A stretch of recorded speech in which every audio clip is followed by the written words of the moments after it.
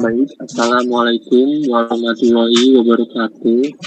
Perkenalkan, kita dari kelompok 7 ingin membahas hasil dari kelompok kami, korupsi pendidikan. Baik, perkenalkan nama-nama kelompok kami. Yang pertama ada Dewati Anjasmita dengan NPM 2313 025002. Selanjutnya ada Muhammad Ridho Feryandi dengan NPM 2313 025038. Selanjutnya saya sebagai moderator Gading Dri Febrianto dengan NPM 2353025004.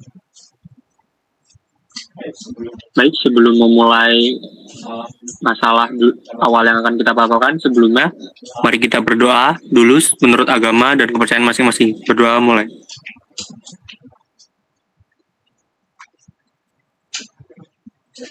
Berdoa selesai.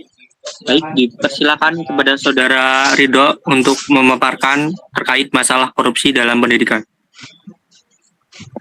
Baik, terima kasih. Masalah korupsi dalam pendidikan. Salah satu masalah utama korupsi di sektor pendidikan di Indonesia adalah penyimpangan dalam pengadaan barang dan jasa pendidikan.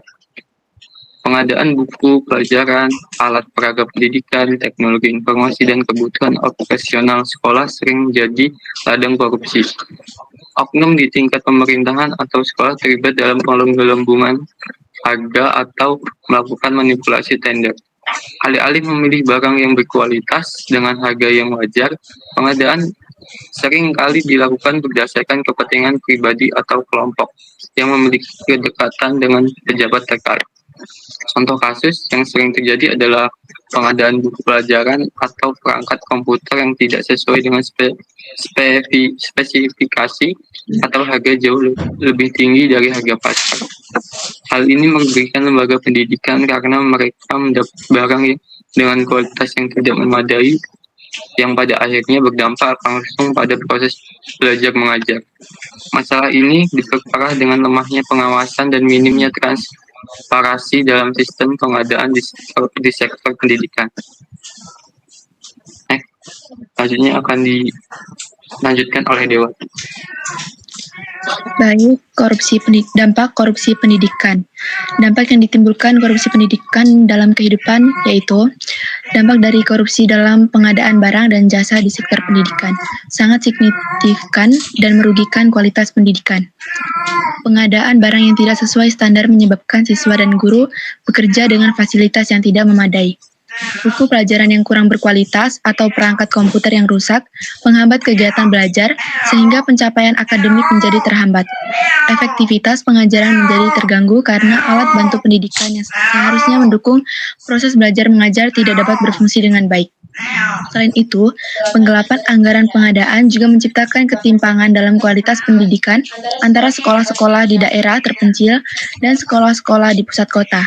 Di banyak kasus, sekolah-sekolah di desa tertinggal menjadi korban dari praktik korupsi ini, di mana mereka mendapatkan barang dengan kualitas paling rendah atau bahkan tidak mendapatkan barang yang dijanjikan sama sekali.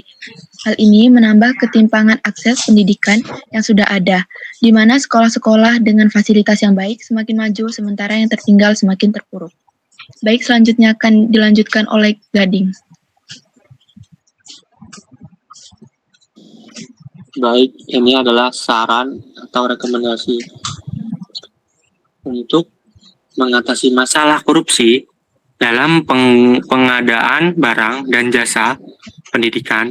Perlu adanya reformasi dalam sistem pengadaan yang berbasis pada transparansi dan akuntabilitas. Salah satu langkah yang bisa diambil adalah penerapan e-procurement, yaitu pengadaan secara elektronik yang terbuka dan bisa diakses oleh publik. Dengan sistem ini, proses tender dan pengadaan bisa dipantau secara langsung oleh masyarakat sehingga mengurangi celah yang manipulasi harga atau kecurangan dalam penentuan pemenang tender. Selain itu, pengawasan dari lembaga independen harus diperkuat, baik di tingkat pusat maupun daerah.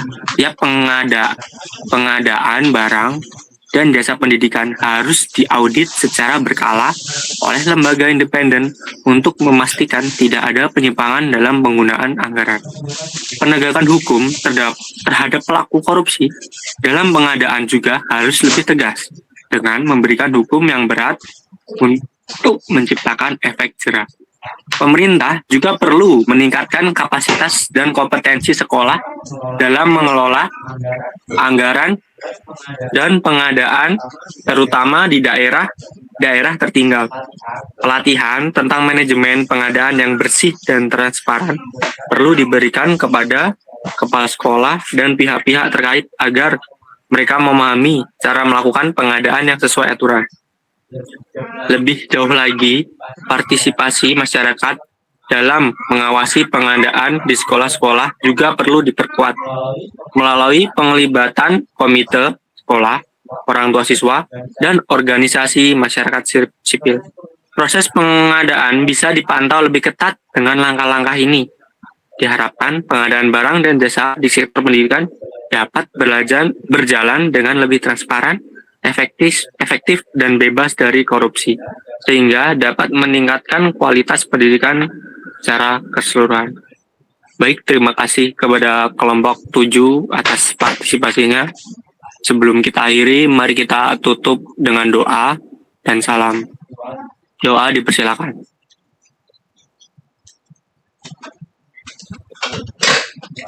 Doa selesai. Baik, saya akhiri sebagai moderator atas nama atas nama dari kelompok 7. Wassalamualaikum warahmatullahi wabarakatuh.